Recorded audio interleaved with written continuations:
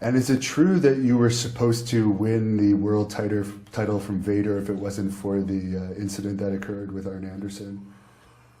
Yes, I was told that they were going. This is when this is where we had Ole first. Had Dusty in charge. They had Ole in charge, and then you had Eric Bischoff in charge, and then Dusty was the one saying Vader's going to put the belt on me.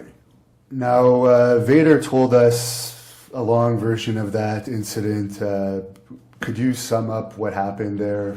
Man, this is the thing is, Vader wasn't even there. He was in the lobby. He claimed he basically stuck his thumb inside you. He might have. I doubt that too. I don't remember that. I don't really remember because it happened so fast. This is what happened. We got into an argument while we were all waiting on our food in the bar. We thought it was coming there. It was actually going to our rooms. It got brought up. What's wrong with the business? And everybody said, and I said it out loud. I said, Flair just needs to, not worry about his job. He's got his job. We all got guaranteed money. Just step back and let somebody else, go forward. You're not getting a pay cut. So Arn got upset and hit me in the head with a beer bottle. And so of course, everybody started breaking up the fight. And then we had security there. So as I'm going to my room, the security from Charlotte, his name was Doug something, I can't remember. Doug Dillinger. So they were all out there, and here Arn, now he cracks the beer bottle and he tries to stab me with it. I went, no, motherfucker, this ain't going to happen. So I go to my room, there's a chair in there, and I tear off an arm off of it. So I'm going to go back and whack him in the head with it. When I get down there, there's nobody in the hallway now. So I knock on the door. I hear Arn stumbling around. I actually think I hear him fall. And I said, he's too drunk. He's not going. So I take the arm and I toss it the opposite way I'm going. And as soon as I turn, I hear the door open. And I turn around and he starts going after me. He comes on to me. He gets it close. I don't really realize it. That's when he stabs me in the stomach. When he does, one time, he drops. When he drops, his feet are my feet. And now, out of my peripheral vision, I see the scissors fall at our feet.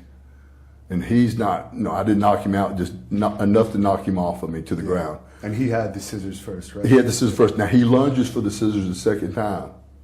And this time, I get him first.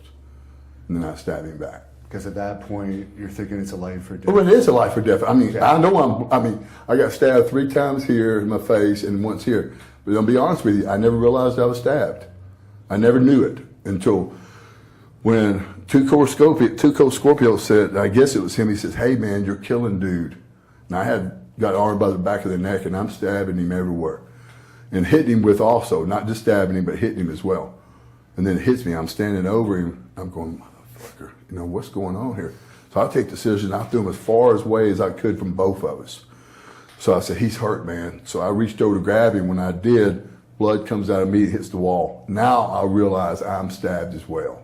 So that's when I go to the lobby, and that's where Vader is. Okay. And was there ever any legal ramifications of that? This is the thing is, they came to me and said, we want you to press charges. I said, no, I'm not going to press charges. And then they came back the next day, tried to give me a press charge. I said, you know what? I mean, I'm messed up, and I know he's messed up, so I'm not going to press charges. And then they said to me, he didn't have a scratch on him. I said, hold on a minute. That can't be true, but maybe possible. So I said, okay, yeah, I'm going to press charges. So they go back and get the paperwork to come back. Well, that night, the nurse comes in my room, and I said something. I said, well, she said, how are you doing? I said, okay. She said, well, your friend's not doing okay. I went, really? I said, these cops just told me that he didn't have a scratch on him. So I walked down the hall and looked in his room, and he was messed up. So when they came the next morning, I said, I'm not signing that, okay? But this is how life is. So when I get back home, Arn sues me. So I had to put a $20,000 retainer with a lawyer in Charlotte, which he never got a nickel of. I just had to pay a lawyer to get him, because he thought since I've got money, he doesn't, he's going to get money, which he did. And that's the only legal ramification there were. Right, because one of the things Vader mentioned was Arn never thanked him because Vader claimed that he stopped the bleeding with his thumb, and he said he basically, in his opinion, saved Arn from a murder charge. It could have been. I mean, I was bleeding pretty good. They had to do exploratory surgery. The good thing about it, though, Devin, that wouldn't have happened. I wasn't bleeding from any organ inside. I wouldn't have bled to death. So were you around when that fight occurred with Sid and Anderson again? Yeah. Tell you what, here, real quick, I'll give you the chronology on this. We had worked all week, 2 weeks, 2 weeks hard, 3 weeks hard, and then we were supposed to, you know, after 3 weeks of hard work and you're tired, we're supposed to meet in at 5 o'clock in the afternoon. Meet at the airport in Florida at this one terminal, private for us, right? And so they've got all the drinks, they're all loaded. So we're all there and we're all beat up. So, you know, I've been 3 weeks on the road and I'm beat up, so I'm taking a couple pain pills, getting ready to get on this long plane ride over to the deal. And, you know, I was riding first class, so, you know, I wasn't worried too much. But you take pain pills, you know, and then you take a couple muscle relaxers, and then you take Valiums, and not too many, but just enough to relax you, because that plane ride, your legs get tight, and you can't stand up after a while, you know. Your back hurts, and it's like, you know, but those, you know, they just kind of keep you loose. And if you overdo them, well, then you're an idiot, but if you don't, they could be a very helpful tool. That's the reason they're created. Yeah, but, you know, if you overuse them and you're throwing up, and, you know, it's just crazy. So, we're, this plane ride over there was just crazy. And then we land. So now we're talking about 3 weeks of work, and then the plane ride, and then the party at the terminal, and then the plane ride, right? And then we get there, and the sun's coming up. And, okay guys, get on the bus. Drove 3 hours and wrestled.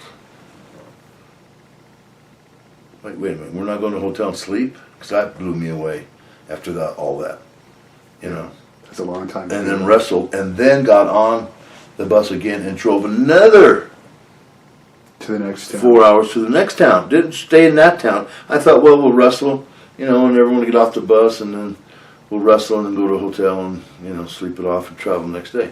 No, that night, and that was it. So we finally got there, and it was sun up, and there was drinking on the bus, I'll assume. oh yeah, just tons of it, and then so we get there, and I can't remember, it was either Stone Cold was in the bar by himself, you know, and I think he was, and I opened my door. I had a ground floor room, and I opened my door, and I had these big white boxers on. And I see, well, that sucker's over there drinking. How did he get the bar open? Because we didn't think the bar could be open. Somehow Stone Cold got it open. And this was before Stone Cold run, you know. So I said, how did he do that? So I put on my tennis shoes. So I had these boxers.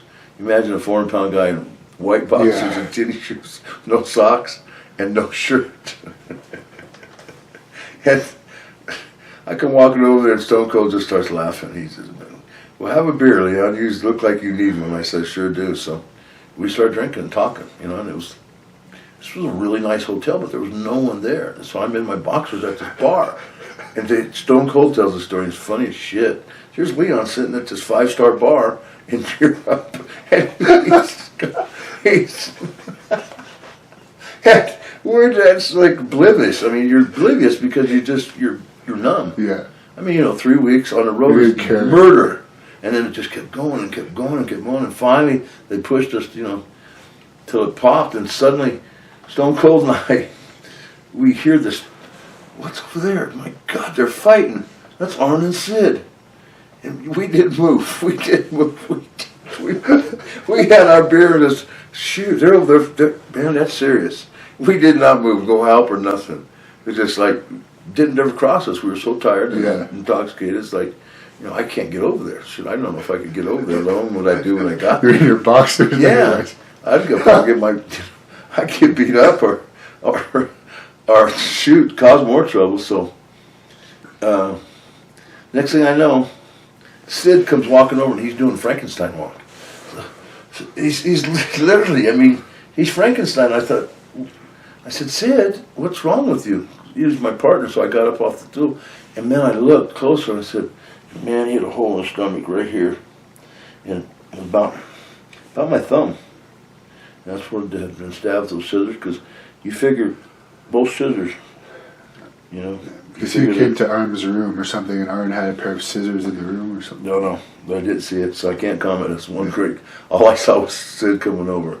so I can't comment on nothing that. But so every time Sid's heart beat, I mean, about a nickel size, my size of my finger would pump out blood, and wow, it's like he's gonna die because he wasn't just bleeding. It was like a fountain. I mean, Sid had a big, strong heart, and it would come, and then I noticed it was getting less. The blood pressure was, he was dying, and he said, Leon, I said, Sid, sit down, and I stuck my thumb in the hole, literally stuck my thumb in the hole, and I said, I'm gonna push a little bit, and I got it in there, and it actually quit bleeding. I mean, a little was trickling out, and I said, don't move, man, and I started yelling. I said, somebody get an ambulance, and Sid's gonna die, but they were scrambling, and everyone's now coming, and they said, Leon, don't move, your thumb's got it stopped, and the ambulance driver came and said, we got it now, and he pulled my thumb out, and you know what? Neither Arn or Sid thanked me, because, and I don't expect them to, but I'm just kind of being facetious here. Because if Sid had died, Arn would have. That's basically, yeah. Yeah, and Sid dies, well, he's dead. So, and I think he would have. I think he would have bled to death. And because when I took my thumb, it was 15 more minutes, and there's no way he would have bled that much. By the time he got to me, he was already passing out. So he was ready to go out, and I stopped it, and I kept him, said, just breathe, keep breathing, don't pass out. I said, don't pass out. He was looking up in the air, he was sitting down, but I had him sitting down. So, I think maybe I saved his life, but never once, hey Leon, thanks for sticking your thumb in my ear. That was quick thinking, Not even a hoot. Now, were you around for the Sid and Arn Anderson incident that happened? We recently talked to Sid about it, and he mentioned Vader was there for it, and I'm pretty sure you were also on that tour. Well, I could put it like this and stuff. If I wasn't there, Sid or Arn Anderson probably wouldn't be here today. Put it like that. So if it wasn't for me breaking up the fight between those two guys, I was the one who broke them up. I'm the one who went to the hospital with them, and I'm not even fucking office, but yet I go to the office and I'm doing the paperwork for him, and I'm doing the paperwork for Anderson. I'm calling his wife, and I'm calling his wife, trying to handle everybody's business and shit like that and shit, which ain't got nothing to do with me. But yeah, I was there. And Sid mentioned to us that it was Arn that actually started that by hitting him with the bottle first. Did you? The whole incident has started way before we got at the damn hotel. That's when the whole shit started. People on the damn bus with the wooden spoons staring up shit. You have an 8-hour flight. You get over there, and the first thing you do as soon as you get there, after an 8-hour flight, is you got to go take a 3.5-hour ride straight to the vignette. You got to go and wrestle. You got to go and fight. As soon as you get done fighting, you got another 6 hours right after the match. A 6-hour bus ride back to the next town that you're going to be in the next day. And so you're on the bus, you're eating, everybody's drinking beers, and what little handful of pills or whatever you was able to sneak over there and shit, people taking this, taking that, staring up the pot, so by the time they got to the hotel, the shit was already in an uproar. We're all sitting at the table, Sid sitting at the table, luckily, we got back to the hotel. They was able to scrounge up some sandwiches and chips for us that night and everything and stuff. So we're all sitting around the table, and the conversation is still going on about, what Ric Flair has done in the business and what Arn Anderson has done in the business and what Sid, and they're kind of going back and forth with all that bullshit. And, the next thing you know, shit, Sid, didn't throw his fucking glass. Sid just took his fucking beer and shit, motherfuckers talking shit. Sid fucking threw his drink at the motherfucking Arn Anderson, threw his glass.